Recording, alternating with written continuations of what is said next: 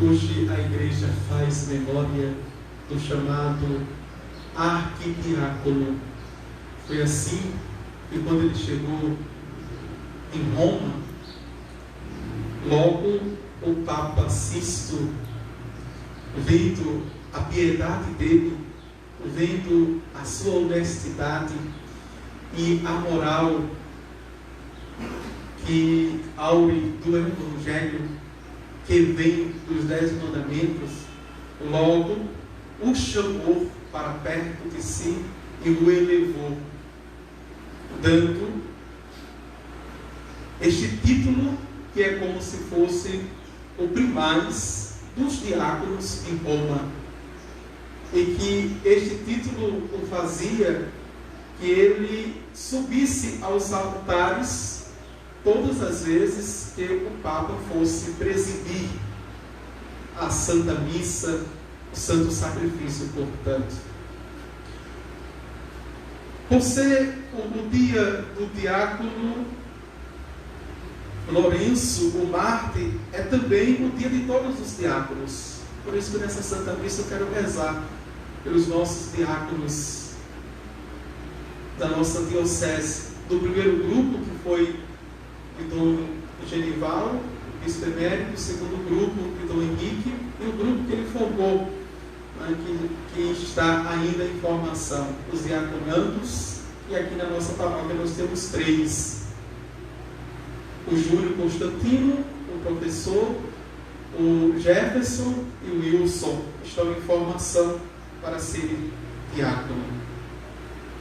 Esperar, né? Parece que vão voltar à formação, mas esperar o nosso bispo, o nosso quarto bispo. Pois bem,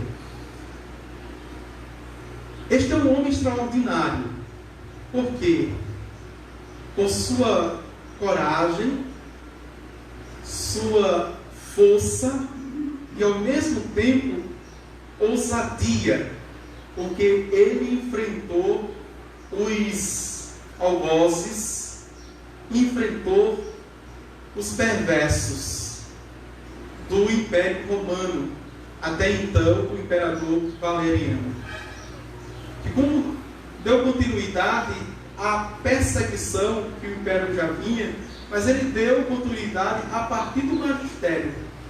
O primeiro a ser pego foi o Papa Sisto. E é interessante que ele caminhou, o diácono Lourenço, caminhou ao lado dele, enquanto ele estava sendo conduzido, não é, ao suplício. E o diálogo dele é que é extraordinário. Tanto é que fez tremer o coração do Papa. Ele disse: meu pai, eu subi em todos os momentos ao altar contigo, e agora tu não me deixas subir a este altar contigo, o altar da cruz, né? O altar do sacrifício cruento. O que foi que eu fiz, meu pai, para que tu me trates assim? Veja, isso está na história dele. O que foi que eu fiz? Cometi alguma falta contra ti, para que agora tu não me deixes subir ao altar contigo? Tanto tempo que ao teu lado eu acolitei, e neste momento tão sublime, importante para ti e para Deus, tu não me deixas estar ao teu lado e te servir neste momento? Haja vista que era uma alegria para os homens e as mulheres, sobretudo para os papas, para os bispos, os presbíteros e os diáconos, darem a vida por Jesus Cristo, pela fé, pela Santa Igreja Católica. Era uma honra, era uma alegria. E naquele momento o Papa foi tomado por uma profecia e disse: eu estou velho, e por causa da minha idade eles vão me poupar das torturas, vão logo me matar sem sofrer muito, mas tu és novo, é moço ainda, irás sofrer muito, todas as torturas, e a tua morte, o teu martírio será muito mais sublime do que o meu, e agradará a Deus muito mais do que a minha entrega total, o meu martírio. Vejam, a patrística diz que são os padres dos primeiros séculos. Vejam, eles dizem que sangue dos mártires, semente de novos cristãos. E é interessante que teve um bispo, um padre que foi também, ele diz justamente isso que está no Evangelho. Ele queria ser trigo triturado nos dentes dos leões. Era a alegria dele. E o povo já estava se organizando para defender, para literalmente, veja, lutar contra o Império Romano, o povo. E ele escreveu uma carta belíssima, pedindo que o povo não lhe tirasse essa honra, essa glória, de que seus ossos, a sua carne, fosse triturado como, veja, o trigo, como assim é a Eucaristia, se entregar pela Eucaristia. Assim como nenhum dos apóstolos, nem as discípulas, e nem aqueles que foram curados, libertos, viram os milagres de Jesus, interviram, também que ninguém intervenha no seu martírio. Ele quer, como Cristo, também dar a sua vida. E assim aconteceu. Vejam, mas antes de morrer, o Papa disse: eu vou entregar um tesouro da igreja em tuas mãos. E tu conheces os pobres. Distribui todo o tesouro da igreja com os pobres. Os pobres cristãos viviam escondidos nas catacumbas, viviam escondidos nas grutas, nos lugares mais desérticos, afastados. E ele conhecia na ação pastoral todos.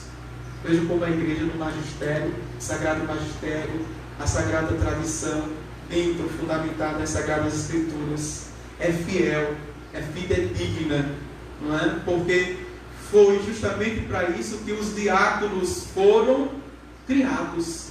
Não foram apenas, ou muito mais, para os altares, a missa, mas os apóstolos não querendo, veja,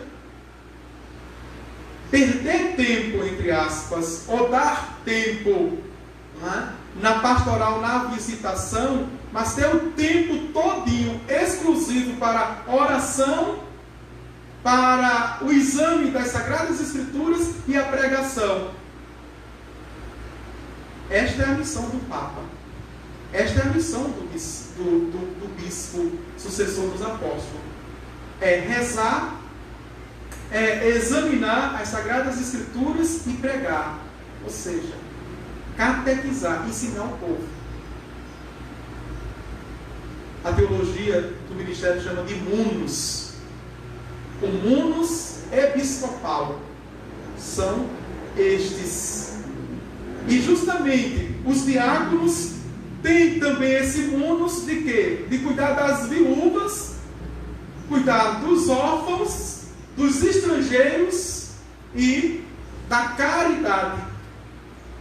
Essa caridade, que é o amor, veja, tem duas dimensões: da solidariedade, na expressão social, e também da fraternidade. O diácono é aquele que mantém a fraternidade, veja, a irmandade, a união. Candidato que não é símbolo de união na comunidade, ele não deve ser diácono. Diácono que não é símbolo de união e comunhão, mas o tempo todo de discórdia, veja, de indiferença, de conflito, ele deve repensar no seu chamado, na sua vocação. Primeiro, ele tem que ser o homem da unidade, o homem que integra, não desintegra. Veja, um homem que de fato não é egoísta, não pensa só nele, Por isso não é mesquinho, ganancioso. Ele é altruísta, ele é para fora de si. Não pensa na sua própria pele ou nos seus, pensa nos outros. Foi o ministério que ele recebeu. E para esse ministério ele tem que ser fiel. Hoje, Lourenço, São Lourenço, diácono e mártir, é protótipo. É o primeiro tipo para todos nós. Que eu também sou diácono. 15 anos, eu fiz dia 30 de julho, 15 anos de diácono. Essa túnica tem 15 anos, foi da minha ordenação diaconal. Vou fazer dia 5, de janeiro, 14 anos de padre. Tem a minha dimensão diaconal, de serviço. Diáconos, no grego, quer dizer aquele que serve, aquele que está pronto para servir. Independentemente de quem, independentemente da classe social, aquele que serve a todos, não por si, não pelo Papa, não pelo Bispo, não pelo pároco, mas em obediência a Cristo e a sua Santa Igreja. As duas razões, a Cristo e a sua Santa Igreja. E assim fez o Lourenço. Ele voltou, pegou todo o tesouro, era bastante conhecido, até então em Roma, todo o tesouro, e foi, fez a sua peregrinação, distribuiu tudo. Quando, depois de 3 dias, o imperador mandou buscá-lo para perguntar onde está o tesouro da igreja. Ele reúne todos os pobres e diante da catedral ele apresenta: aqui estão os tesouros da igreja, todos os pobres que estão. O algoz, pensando que ele estava sendo irônico, sarcástico, imediatamente deu uma cacetada, assim chamada, ele caiu, e levou arrastando para a prisão. Mas a vida dele irritava os carcereiros.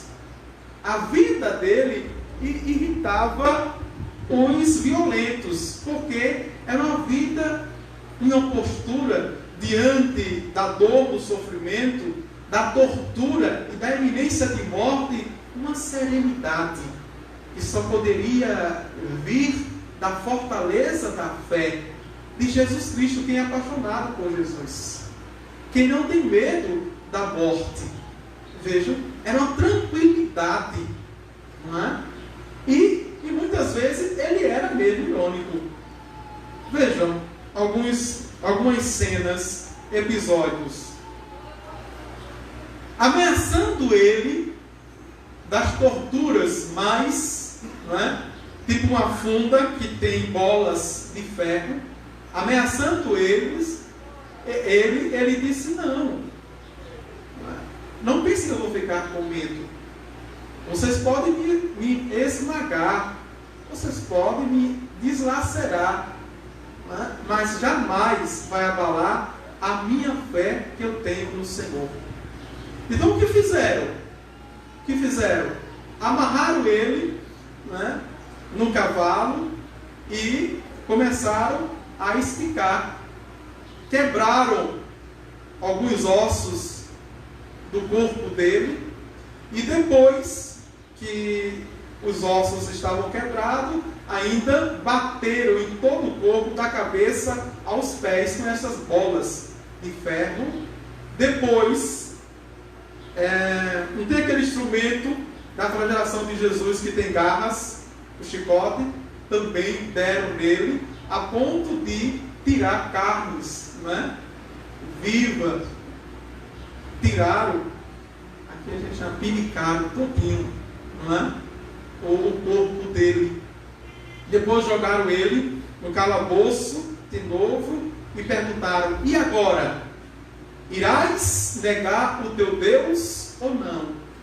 Ele disse: os vossos deuses não são nem dignos dos apreços, das honras dos homens. Imagine eu deixar de honrar o meu verdadeiro Deus para honrar o Deus de vocês. Não. Pode fazer comigo o que quiser. Jamais irei negar o meu Deus verdadeiro, o meu Senhor. E foi quando o algoz, mais furioso ainda com essa resposta, disse: vai buscar uma cama de fogo, que é uma grelha, né? Literalmente, mas tipo uma cama, e deitaram ele, não é? no fogo, e passou um bom tempo. Ele disse: soldado, vira o lado que esse já está assado. Vira o lado que esse já está assado. Não é? E o soldado mandou aumentar, não é, a temperatura. E ele sereno, tranquilo, diante de tudo aquilo. Não é? A igreja diz, e a tradição diz, que ele não gritou, mesmo diante da dor, que é suportar a dor, somente a fé. Ele não gritou. Depois de 1 hora, ele mais uma vez, ainda conseguindo falar com muita dificuldade, disse assim para o soldado. Agora ele foi irônico mesmo, né? Soldado, se quiserem comer a minha carne, pode comer, porque ela está toda assada. O meu corpo já está todo assado, não é? E quando, nas últimas horas, ele louvava ao Senhor, dizendo: eu vou me servir desses últimos minutos que Deus está me concedendo para pedir a conversão dos pecadores e pedir a conversão daqueles que estão me torturando. E diante daquela cena, muitos se converteram. Quando a notícia foi, de fato, popularizada, muitos gentios e muitos pagãos se converteram ao cristianismo. De fato, sangue do mártir, semente de novos cristãos. Quanto mais perseguiam os cristãos e matavam, tanto mais homens e mulheres se levantavam com a fé aguerrida, com a fé forte, desafiando o tempo, os poderes e até mesmo a morte, que o próprio Jesus disse que é o último inimigo implacável. Mas aquele que está nele e tem fé nele, essa fé que a gente não sabe explicar.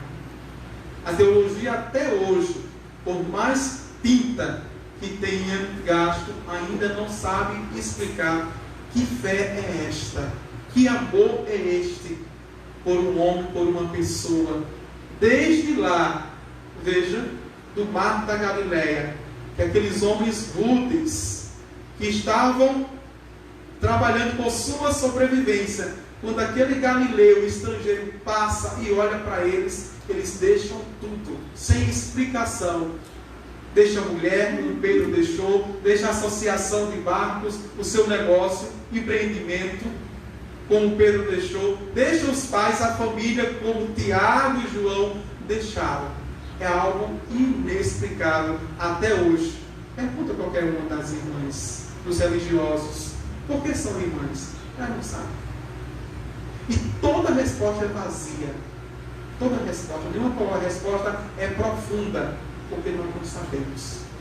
Nós não sabemos por quê. Pode perguntar a qualquer padre, por que é padre? Nós não sabemos o porquê. Algo nos invadiu, algo nos tomou que nós não sabemos explicar. Louvado seja o nosso Senhor Jesus Cristo.